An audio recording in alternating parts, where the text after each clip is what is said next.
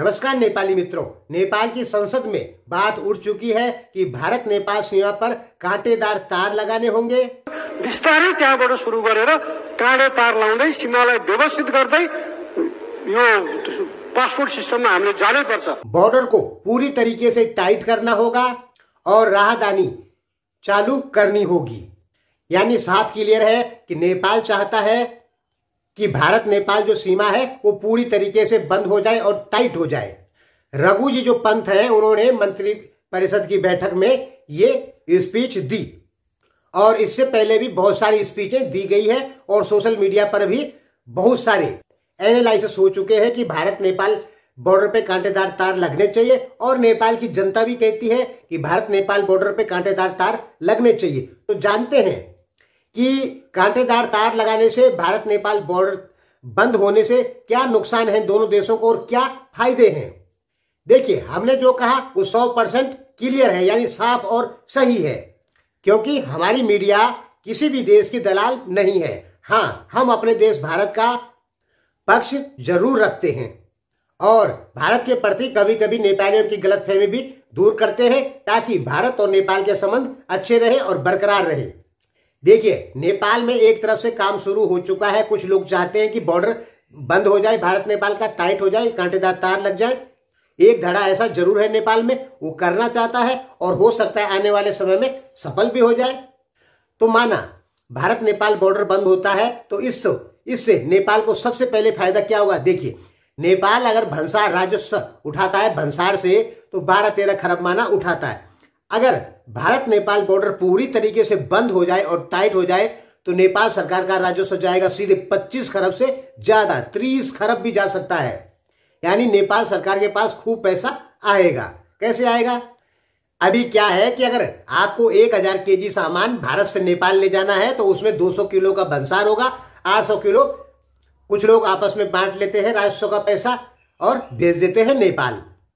यानी नेपाल सरकार भंसार से जो पैसा उड़ता है वो मुश्किल से 30-40% ही उठा पाती है। जब बॉर्डर टाइट होगा तो 80% उठा तस्करी बंद हो जाएगी और होगा क्या कि नेपाल सरकार की आमदनी बहुत ज्यादा बढ़ जाएगी। सबसे पहला फायदा हमें यह दिखाई दे रहा है साफ बिल्कुल कि बॉर्डर टाइट होने पे नेपाल सरकार के पास में पैसा खूब आएगा भंसार का। दूसरा क्या, भारत में जो अपराध कर रहे हैं वो सीधे नेपाल भाग जाते हैं, नेपाल में जो अपराध कर रहे हैं वो भारत भाग जाते हैं। तो आपराधिक जो घटनाएं हैं या अपराधी फिर पकड़े जाएंगे। अभी क्या है कि आपने देखा होगा कि इंडिया के बड़े से बड़े अपराधी भारत में अपराध करते हैं और सीधे नेपाल के रास्ते कहीं भाग जाते हैं या नेपाल में छुप जाते हैं, तो ये भी फिर कम होगा। हाँ, एक चीज दिमाग में रख लीजिए कि जब नेपाल भारत बॉर्डर पर तस्करी कम होगी तो नेपाल में सामान का रेट लगभग 7%, 8%, 10% तक बढ़ सकता है, क्योंकि जब सारा सामान पूरा टैक्स देके वहां के व्यापारी लाएंगे तो सामान का रेट बढ़ेगा ही बढ़ेगा। सीधा कहें कि साफ क्लियर नजर आ रहा है कि नेपाल को इससे फायदे हैं। क्लियर नजर आ रहा है कि कांटेदार तार लगाने से, बॉर्डर टाइट करने से नेपाल को फायदे हैं। अब बात करते हैं भारत की। देखिए, भारत में पाकिस्तान के द्वारा सबसे ज्यादा जो नकली नोट जाते हैं वो नेपाल के रास्ते जाते हैं। भारत में सबसे ज्यादा जो सोना तस्करी होता है वो नेपाल के रास्ते से होता है। म्यांमार के रास्ते भी होता है लेकिन ज्यादा नेपाल के रास्ते में होता है चाइनीज गोल्ड, क्योंकि भारत नेपाल बॉर्डर बहुत सहज है, आराम से यहाँ पे तस्करी हो सकती है। आपने देखा भी होगा कि नेपाल में धमाधम पकड़े जाते हैं सोने के तस्कर। चाइनीज लोगों ने तो नेपाल में सोना गलाने की मशीन भी रख रखी है बड़ी बड़ी, और ऐसी मशीनें रख रखी है जो नेपाल की सोना पे काम करने वाली कंपनियां जो हैं उनके पास भी नहीं है। इतनी बड़ी बड़ी मशीनें पकड़ी गई नेपाल में।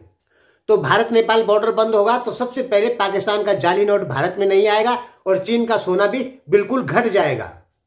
इससे क्या होगा कि भारत की अर्थव्यवस्था को जो थोड़ा बहुत नुकसान हो रहा है वो बच जाएगा। यानी आर्थिक फायदे दोनों देश को हैं, नेपाल को भी है। नेपाल का राजस्व यानी भंसार से जो उठता है 12-13 खरब से ज्यादा निकल के 30 खरब जा सकता है, यानी 2.5 गुना 3 गुना ज्यादा हो जाएगा कंफर्म बिल्कुल।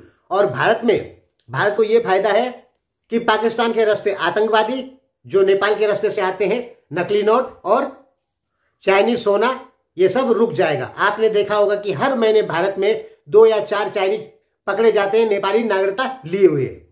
हाँ दोस्तों, हम हमेशा पढ़ते रहते हैं, देखते रहते हैं, चाइनीज हर महीने 2-4 जरूर पकड़े जाते हैं भारत में, उनके पास नेपाली नागरिकता होती है।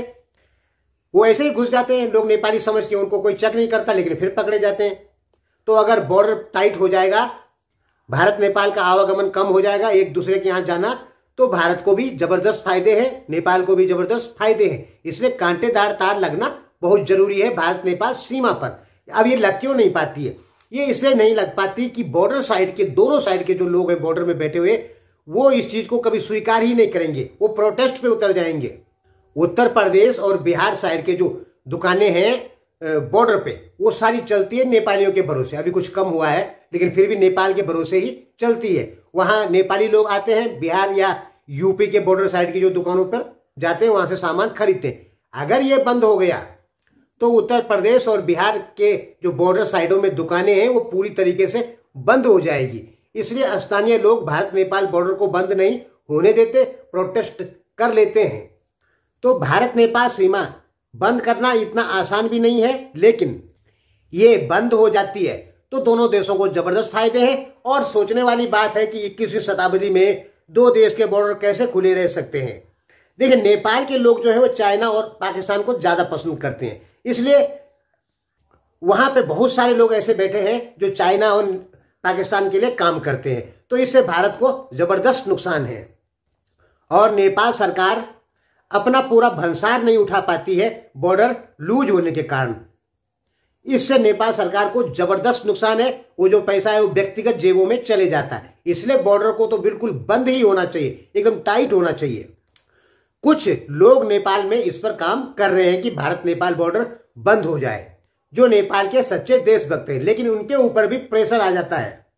देखिए, बॉर्डर बंद होगा तो सबसे ज्यादा नुकसान होगा पाकिस्तान को और चाइना को भी होगा, क्योंकि चाइनीज सामान यानी सोना वो तो जाता ही है नेपाल के रास्ते भारत में। तो यानी चीन और पाकिस्तान को सबसे ज्यादा नुकसान, भारत और नेपाल को पूरा फायदा।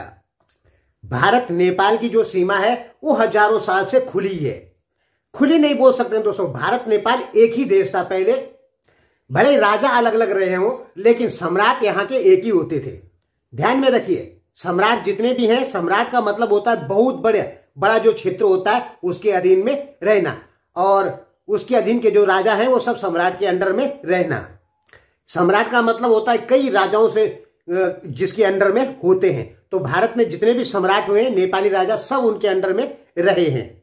आपकी बात हम नहीं मानते, आप कहते हैं कि नहीं रहे तो पूरा देवनागरी लिपि का प्रभाव भारतीय राजा विक्रमादित्य का संवत नेपाल में क्यों चलता है? मेरे कहने का सीधा मतलब है कि भारत नेपाल हिंदुस्तान है, हिंदुओं का स्थान, और यहाँ पे बॉर्डर पहले से ही खुले हैं, पहले से ही लोग आ जा सकते हैं एक दूसरे के यहाँ। इसलिए आपने देखा होगा कि नेपाल में हिंदुओं के तीर्थ स्थान बहुत सारे हैं। तो बॉर्डर पहले से खुला रहा है, पहले से ही, ये प्राचीन काल से ही खुला है, आ जा सकते हैं भारत और नेपाल के लोग एक दूसरे देश में। लेकिन दोस्तों, ये 21वीं शताब्दी है, अब ऐसा नहीं हो सकता।